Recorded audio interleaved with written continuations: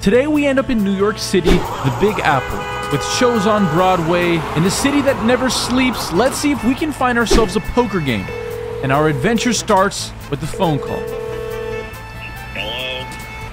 Hey, I got your phone number from a friend of mine.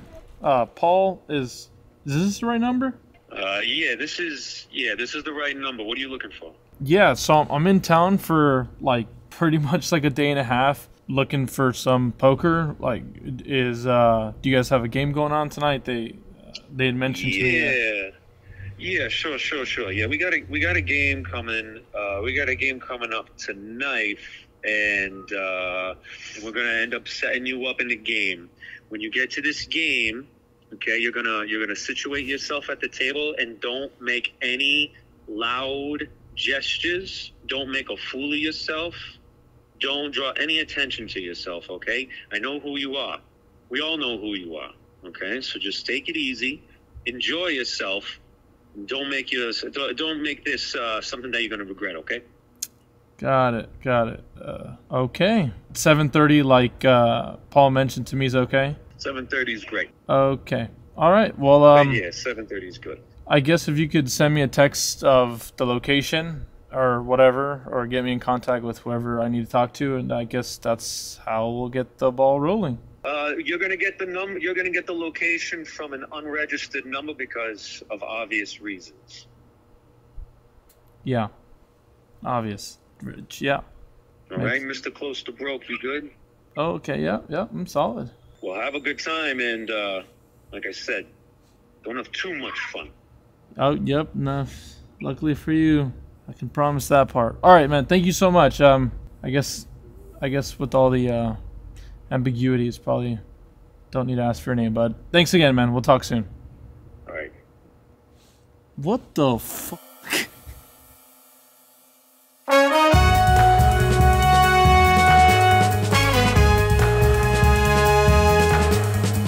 We find ourselves in the underground poker scene in New York City. We don't want to waste any more time here, but we're playing 2 5-10.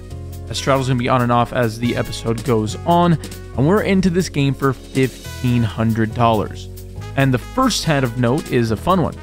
I am first to raise here as I make it $20 to go after I look down at the old King 9 offsuit. When you get invited to games like this, loosening up probably is a halfway decent idea. Anyways, the button makes a call here. Looks like a pretty strong player. We're going off to a flop here that's not very good for me and probably going to be better for him. But when I check it over to him, he is going to oblige with the whole board supposedly being better for him by betting 30 bucks. With the action back over to me, considering I can have all the sets and all the straights here, I decide to just end the hand here. Now, I go ahead and raise to 150, and luckily that does the trick. Our opponent makes a fold. The first hand in New York City is coming my way.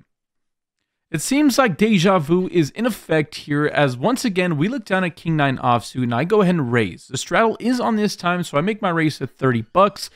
The cutoff decides to 3-bet it here to $120. Action back over to me. This is the same player from the last hand. I decide to go ahead and defend here. Would not advise doing anything to this point, specifically not calling 3-bets with a hand this week. But I've got some ideas for post-flop play, so we're going off to the streets. 10-6-5 is what we are greeted with. There is 2 spades out there, and I do in fact have the king of spades. When I check over to my opponent, he bets 75. If there's ever a time to float, having a backdoor second nut flush draw, a backdoor straight draw is probably a decent opportunity.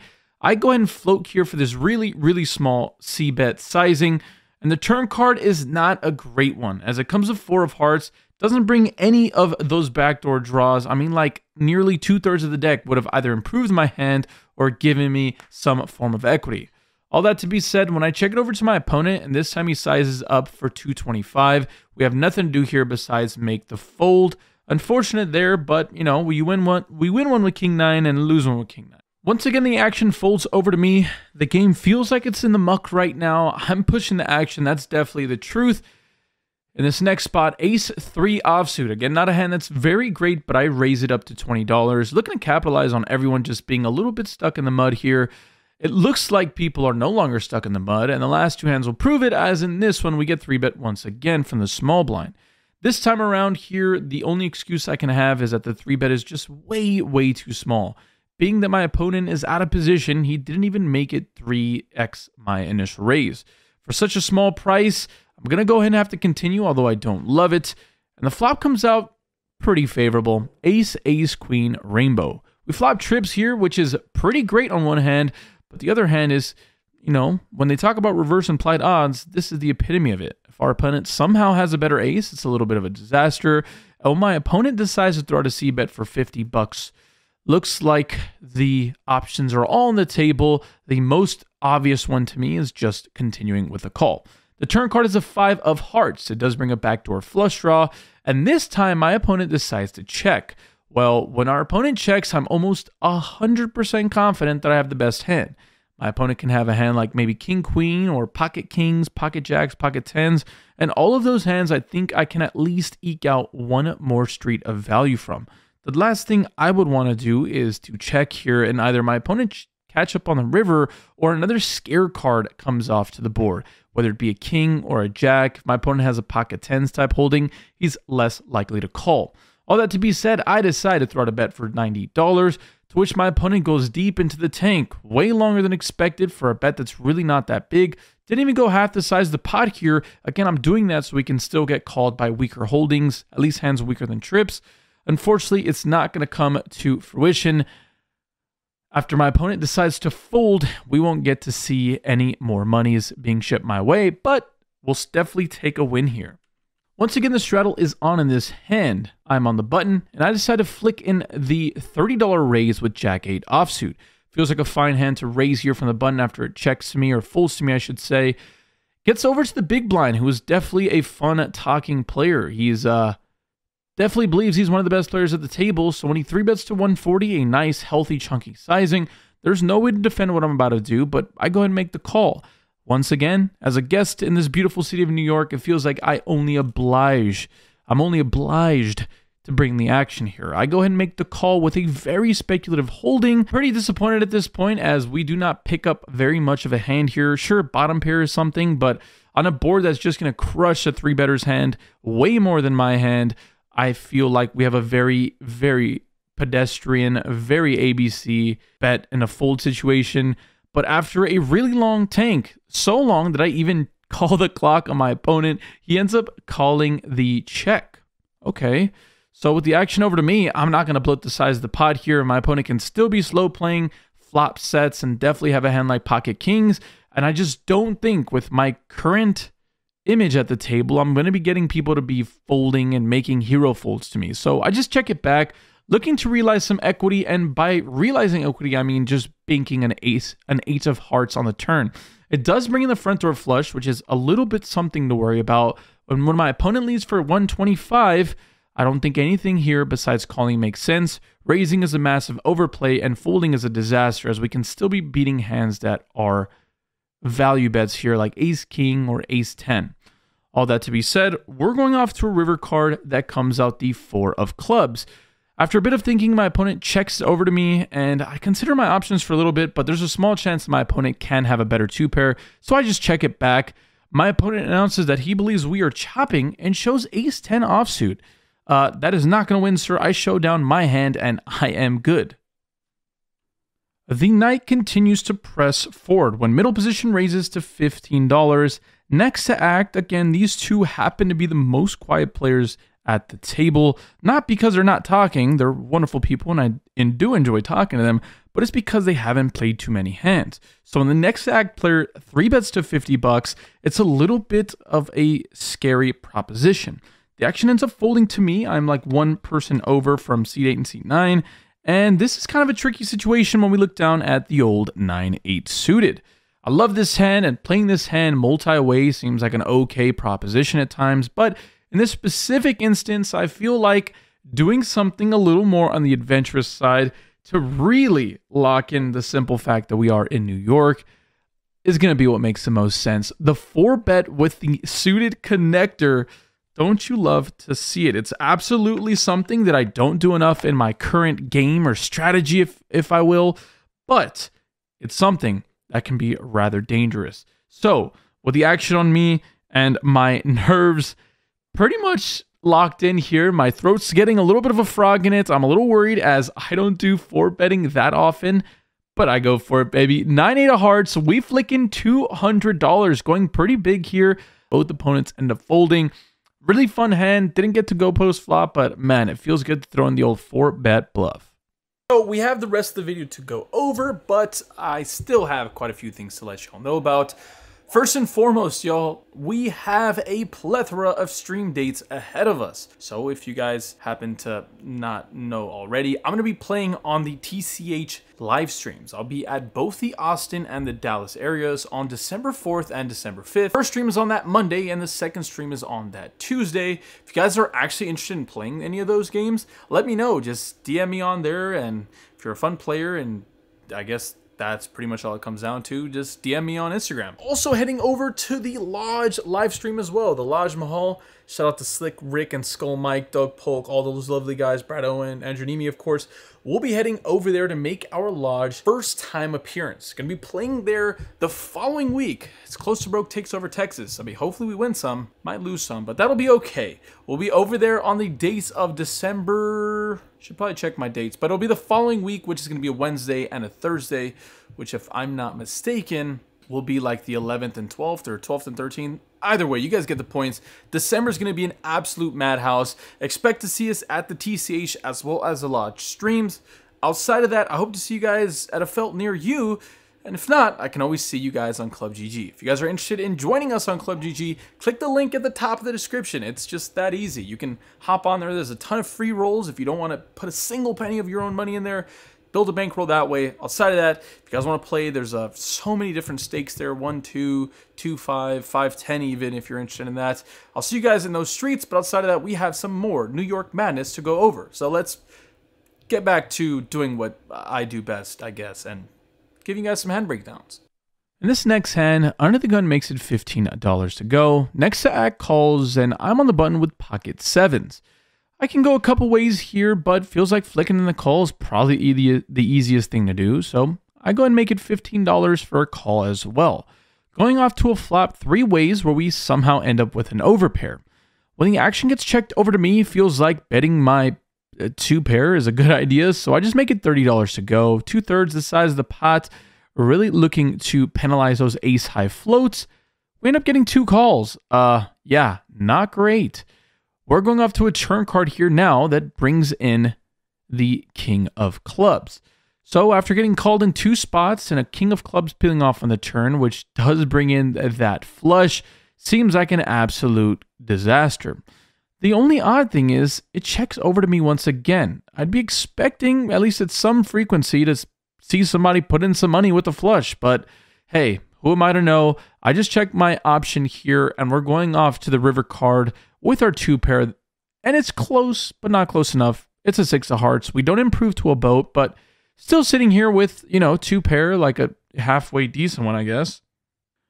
Things are getting a little bit precarious in this hand when, at this point, the initial raiser decides to take over the reins of the hand once again, take them back for me, and he bets $100.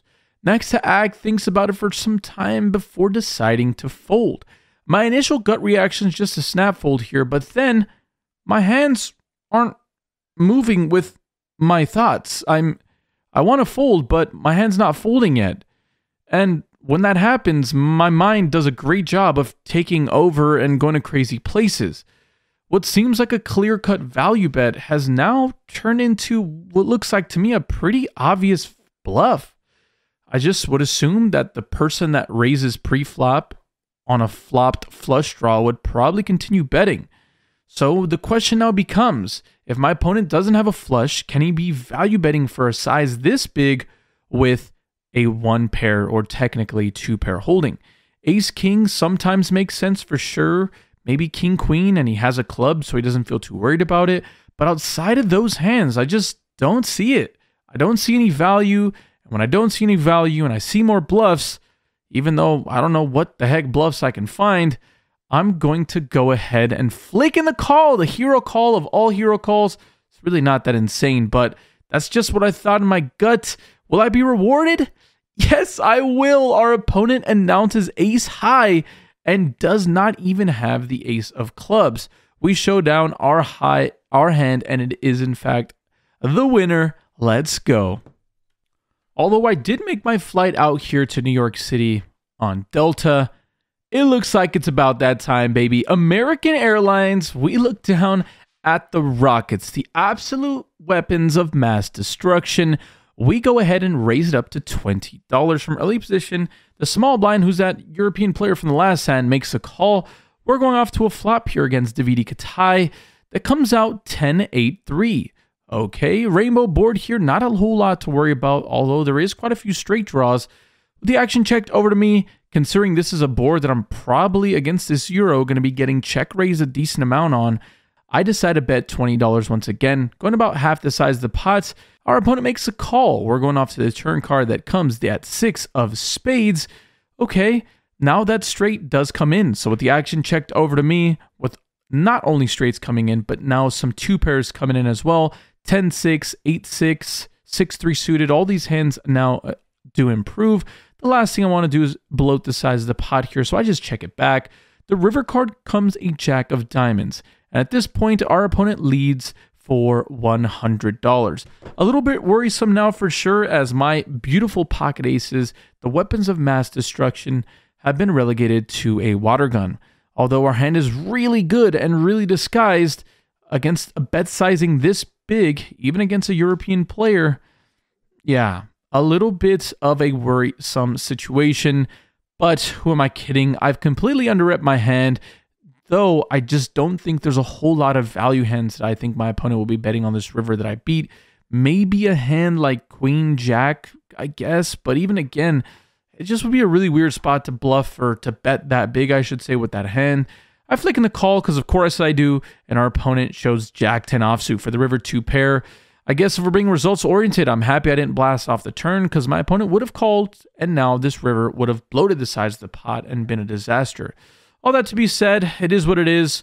We'll take our losses and move on. As all of you know far too well, the show must go on. Under the gun makes it $20, and then there's like 3 calls with the action on me now, and all this dead money in the middle. We look down at ace queen offsuit, the parking lot hand. Maybe this is my sign to get the hell home. Halfway falling asleep at the table, but look at this, it has woken me up.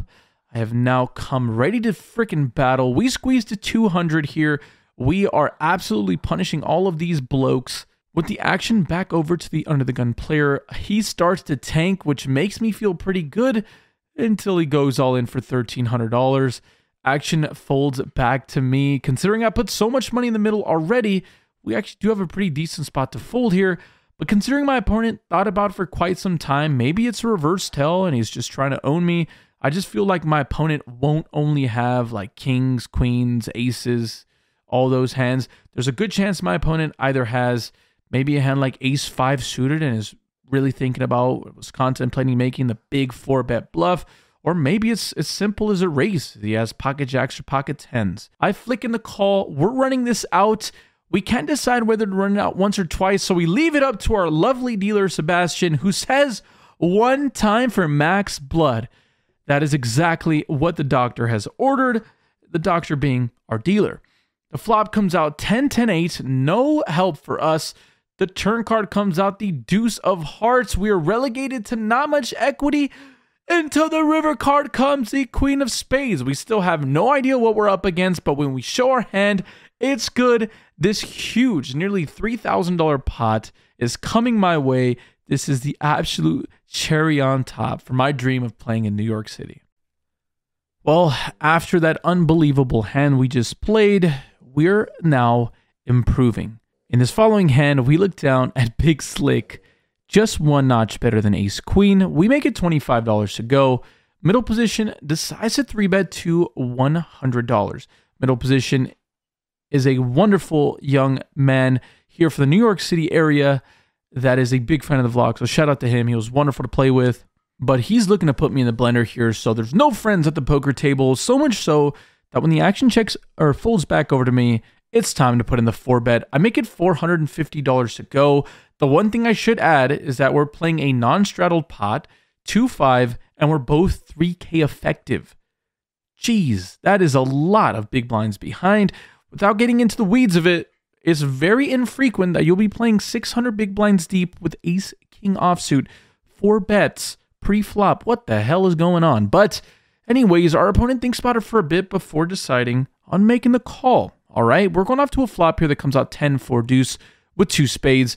We do, in fact, have the ace of spades. We absolutely love this flop. Even though we don't make a pair, any spade that comes out, we get to blast off on for a double barrel if need be. And beyond that, we're going to be representing aces and kings. So with the action on me here, I'd be continuing with the small bet with all of the hands that I'd have in my quote-unquote range. So I'm making for a bet for 275.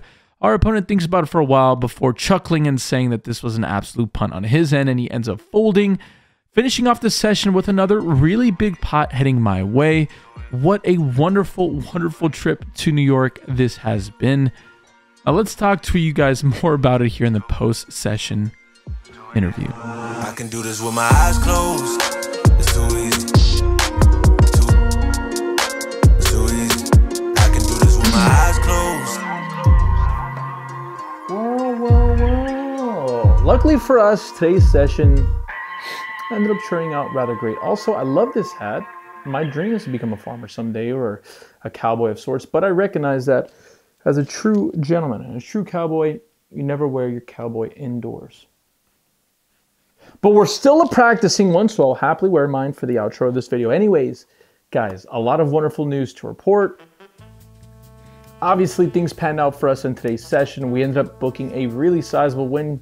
I think we won just shy of 1,800 bucks. And a 2-5 game where the straddle was halfway on, halfway off. I mean, come on, we'll definitely take that. Pretty much sun run the whole session. Can't complain about too many spots and took advantage of our aggression and our image preceding us. People just know we happen to be somewhat of a punter. Anyways, that is just the tip of the iceberg. As we mentioned earlier, guys, we have so much to look forward to. If you guys haven't already, please make sure to like, comment, and subscribe. And we have a huge announcement that I saved for the end of the video. As we are heading into the time of giving, we are hoping to do just that. During this Thanksgiving time of the year, we hope to, as a community, impact those that need it the most. So if you guys have some recommendations, I want to put some food banks in the links in the description to start assisting and helping out as well. And as far as it pertains to y'all helping you guys out, or maybe not helping, but at least doing something to give back a little bit, we have a bunch, and I mean hundreds of dollars worth of merch that either hasn't been released yet properly, or I haven't had the chance to get through or to post, whatever the case may be. It's time. It's completely for free too, so, you know, hold on, but wait, there's more. All you have to do from now until the rest of the year, leave a like, leave a comment, and be a subscriber. I will happily send out hopefully something that fits you. It'll be a surprise. I'll write a special note. Every single video, I'll pick 1 or 2 winners. Literally anyone can win. It's super simple. Super excited to get in contact with y'all. Make sure to leave like your Instagram details in the link below, so it's pretty easy to knock you guys out as winners. Outside of that, I'm super excited to see you guys at the TCH as well as the Lodge live streams. And until the next time, stay happy, stay healthy. More importantly, we're good at the tables, y'all. It's a pleasure as always. Stay happy, stay healthy. More importantly, we're good at the tables, y'all. Doses. Baby, lock them doors and turn them lights down low. Put some music on it soft and slow. Baby, we ain't got no place to go. I hope you understand. I do love you guys though, so I don't know. Take it for what it's worth.